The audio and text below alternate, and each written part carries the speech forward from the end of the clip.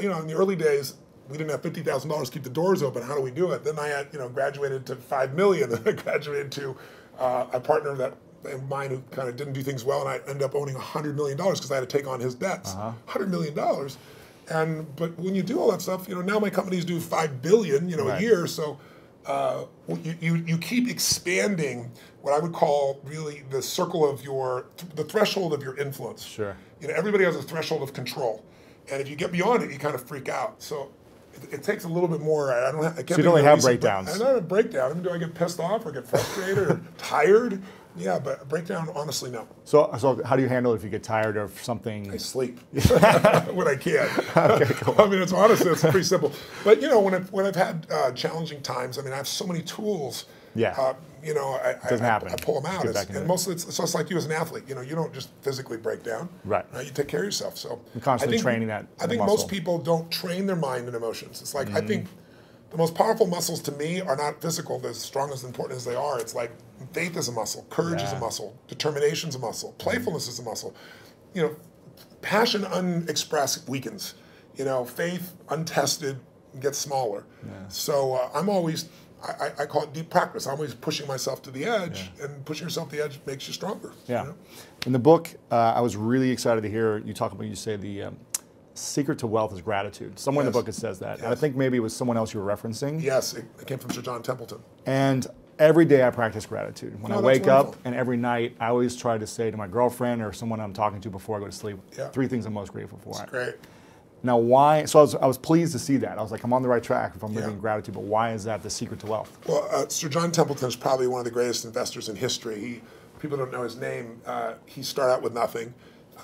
He wasn't Sir, he wasn't from another country, he came from the US. And he decided that he wanted to understand wealth, and so he saved $10,000, a huge amount of money in those days. And when Hitler invaded Poland, he developed a belief. And his belief was, you make your money in times of maximum pessimism. Like if you were around in 2008, 9, you remember what it was like, right? Yeah. You could have bought, the Sands in Las Vegas, you could have bought their stock for $2.28. Today it's $67. Wow. It's a 3,000% return. It's not bad. You could have bought Citibank for less than $1, right? So people in those times, he understood that, and so what he did was, and everybody thought the world was going to end, he took $10,000, he bought every stock on the New York Stock Exchange that was $1 or less, including companies everybody thought were going bankrupt. But when things are bad, people think it's going to be bad forever. When things are good, they think it's going to be good forever. And they're always wrong. Life's cyclical. So there's a season for everything. So once we got through World War II and a few years later, guess what? Those same stocks made him a billionaire. So when I asked him, I said, what's the secret to wealth? His response really touched me. He goes, you know it, you teach it. I said, what's that? He said, gratitude. And I said, why do you say that? He said, because if you got $1 billion and every day you live pissed off and frustrated, the quality of your life is called pissed off and frustrated. Right. But if you have nothing, but you're euphorically grateful for whatever you have, you're the richest person that you're going to know. He said, so it doesn't matter how much money you got if you don't have gratitude. So I do the same thing, by the way. I have a process I call it priming, where I get up every morning. I do mine in the morning. I do this radical change to my body, kind of alter my state. And then I do 10 minutes, I never miss. And my first 3.5 minutes is what I'm really grateful for. And I make myself think of at least one of those 3 that's something really simplistic instead of something giant. The wind on my face, the look in one of my kids' eyes, something of that nature. And then I do 3 minutes of strengthening, healing, and I do 3 minutes of when I'm going to create my world. And I do that for a minimum of 10 minutes every day, because I believe you have to condition it. You don't just hope that stuff shows up. You set your intention each morning. Well, no, every day. Yeah, every very day. cool. So what are you most grateful for recently in your life? Gosh, so many things. Well, it's Thanksgiving, so one piece. Well, one is my daughter is 40 years old, and she's been wanting a child forever, and she's going to bring me a grandson in a few months, which is kind of cool. Congratulations. Thank you very much. That's cool. But also, it's Thanksgiving, so for me, it's a very emotional time, because my family was fed when I was 11, and we had no food at Thanksgiving, and it touched me so deeply, and I decided I was going to give back. So when I was 17, I fed 2 families, and then 4, and then 8, and then I didn't tell me I was doing it, and then I got my friends to do it, and my companies grew, and I've fed 42 million people now over 37 years. And but you have a challenge for this, right? Yeah, well, this one, what I did is I decided, I'm writing this book, and in the middle of writing it, last summer, most people didn't even notice, Congress cut food stamps. They don't call it food stamps anymore, but I lived on them, so I know what they are, food stamps, with my family. Family lived on them. But they cut it by 8.7 billion, which means you eliminate 2 million people from the rolls overnight, and they still need to eat. Wow. So I support all these nonprofit organizations, and Feeding America is the largest in the country. And so I thought, I'm going to call attention to this. So if I donated all the profits of this book in advance, how many people could I feed? Because I normally feed 2 million through my foundation, and I match it. So we feed 4 million a year. And they said you could feed 10 million people. I was like, wow. I'm in. Wow. and then as the years gone by, I've gotten more and more inspired. And so now I'm going to feed 50 million people personally, not just from the book. I'm writing a larger check on top of it. But also, I'm working with Feeding America to get matching funds to feed 100 million people. Incredible. So to go from my family not being able to eat to feeding 100 million people is a pretty amazing sense of gratitude and a sense of grace. And I've done my part, but there's been grace in that as well. It's amazing. It's incredible what you're doing and very inspiring. So thank you for doing that. So anybody who gets the book, you're feeding I'm not getting any profit, it's for you. But it'll also feed on average 50 families every book. 100% is being donated. 100%. Not only 100%, more than that. Yes. That's amazing.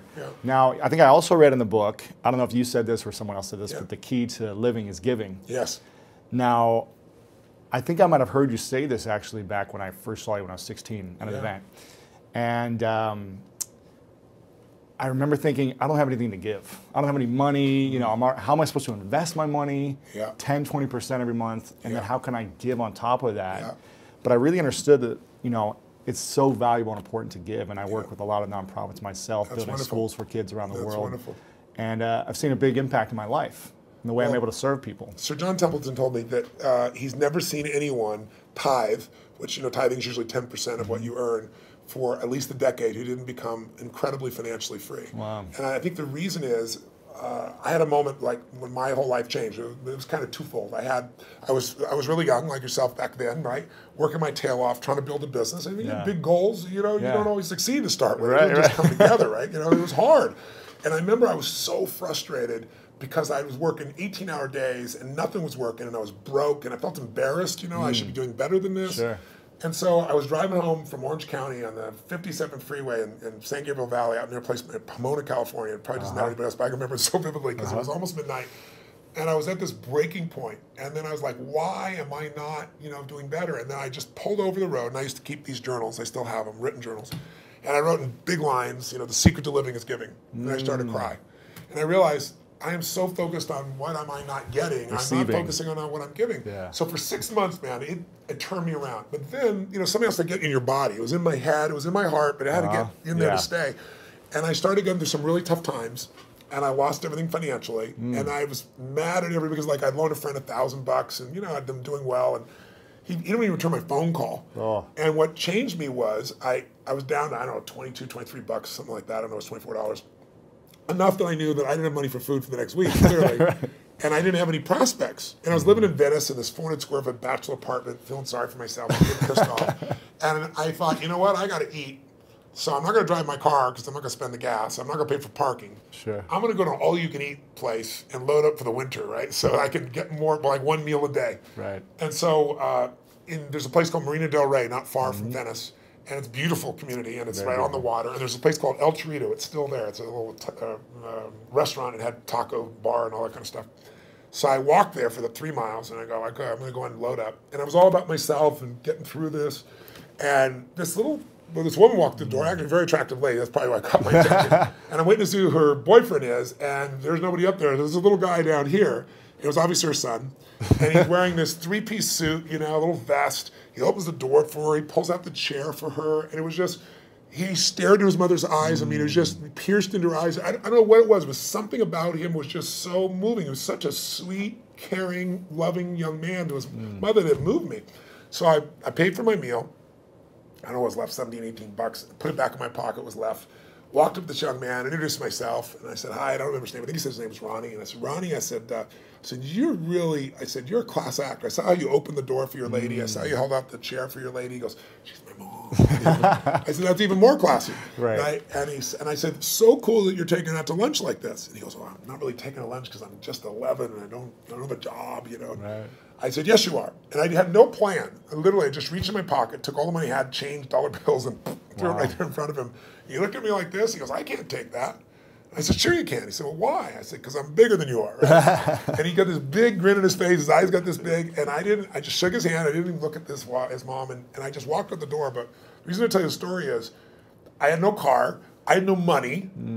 I I was euphoric. I was like flying home. I was like, you know, I probably looked like an idiot, probably skipping or something. I mean, I was just, and what I felt was, I should have been like, what the hell did you just do? I have no meal, or are we going to eat?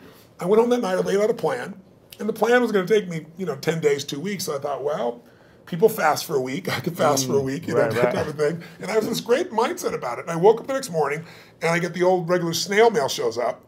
And it's this guy I've called a zillion times who wouldn't return my call. I open it up, there's a check, $1,000 plus interest and an apology. Wow. So I'm sitting there, and I started to cry, honestly. And I was just like, why did this happen, you know? And I don't know if it's true, but I decided that day this happened because I did the right thing. Because I didn't have a plan. It wasn't a strategy. I just felt this little soul beside me. I knew it was right, and I did it. And I didn't do it because I thought I could or I couldn't. I didn't even think about it. And that's the day I became a wealthy man, because I didn't have any money, but scarcity left my body. And I had plenty of ups and downs since that time, in various times in my life, but I never went back to that, oh my God, you know, how's it going to happen? It's like breathing. Do you stop and say, God, is there going to be any air before you take a breath? You know it's going to be there. You don't run your life by that aspect. And so that, to me, is what it's about, is showing people, if you won't give a dime out of $1, don't bullshit yourself. You'll never give $1 million out of 10 million or 10 million out of 100 million. It's just not going to happen. But if you can do that now, you don't ever get beyond scarcity. You start behind it. You make a decision to get beyond it. So how does someone, you know, when they're living in scarcity, they're living in fear, and it's like this emotional feeling, it's in your body, like you say, when you're like, I can't even pay for my meal, how am I going to like start giving? What are some things that people can do to start overcoming that mindset, or start strengthening it, or shifting it? So I'll tell you a couple things. I'll tell you what I did when I was first on my own. You know, I got my mom kicked my dad out when I was 17. She was a very powerful woman. I had 4 fathers, so they all learned how to get the boot. She thought I was on his side, so she kicked me out next. I was 17. She chased me out with a knife. She wouldn't have hurt me, but I wasn't going back in the room. And so I had to figure out what to do. And I didn't place to stay, and you know, I was staying in somebody's laundry room for a while, and then I started reading and feeding my mind, and then I developed this little system, and the system was really simple, and I tell people now, as I say, number one, every single day, you got to feed and strengthen your mind. Until you do that, you're always going to be in fear. Because fear is automatic. The human brain is designed for survival. It's not designed for success. Your brain is not designed to make you happy. That's your job. And the only way you're going to do it is if you feed your mind, because otherwise, weeds grow automatically. My coach, my mentor, Jim Rohn, used to tell me, he said, Tony, every day you got to stand guard at the door of your mind. You got to watch what's going in, because if you're not careful, stuff will go in. And he said, not all the times it's somebody who cares about you. He said, you know, if your family, if your worst enemy puts sugar in your coffee, he said, what happens? I said, you got sweet coffee. He goes, what if your best friend by accident, or your family, don't mean to, they drop 1 drop of strychnine in your coffee, you're dead. He said, so life, sugar, and strychnine, and watch your coffee. Right. So every day I decided, I'm old enough, honestly, there was no internet those days. I'm pretty ancient. I used to go to the library because it's the only place you go. And I'd read biographies. I'd read people's lives, and it'd make me go, wait a second. As bad as I think it is, the greatest people in the world had it worse. So there's something here. So you feed your mind. Jim Rohn used to say to me, skip a meal, but don't skip reading. He said, read 30 minutes a day. I don't give a damn what it is. And today, I don't mean internet crap. I mean, read something, a biography, read something that's a strategy, read something that's going to change your life. And the second thing I tell people is feeding your mind's great, but you got to also strengthen your body. And you do that as an athlete naturally. I learned to do that because fear is physical, right? You know where you feel it. And if you go work out, if you go lift, if you go run, even if you're out of shape, you just go for an intense walk, that experience alone changes your life. Every day of my life, the first thing I do before I do my priming, if I'm at one of my homes, I jump in some hot water for fun, and then I jump in freezing water. And I have, you know, a river, you know, in one of my homes in Sun Valley, and I've got cold plunges everywhere else. So I go in 57-degree water, boom. And what it does is, like, it's teaching my brain, I tell my brain what to do, and it does it. It doesn't feel like it, doesn't want to do it, and every cell in your body is alive, right? So it doesn't have to be like 2 hours worth of something. It can be something you do for 30 seconds, but it's training your body to be strong, because a strong body creates a strong mind, and vice versa. The third thing I tell people is find a role model. You know, it seems impossible until you see somebody who's done it. So, you know, Ray Dalio is one of the greatest investors in history. The guy was a caddy, right? You know, his dad was a jazz musician. His mom was a homemaker. You know, he's worth $14 billion. He found someone to mentor him. He found multiple people to model. Right. You don't always find a mentor, but you find somebody you can model. And when you start seeing that somebody else can do it, and you see they really did, you start to believe, you start to get certainty. And then the fourth thing I tell people is it's massive action and constantly change your approach. And then it's find somebody worse off than you are and help them.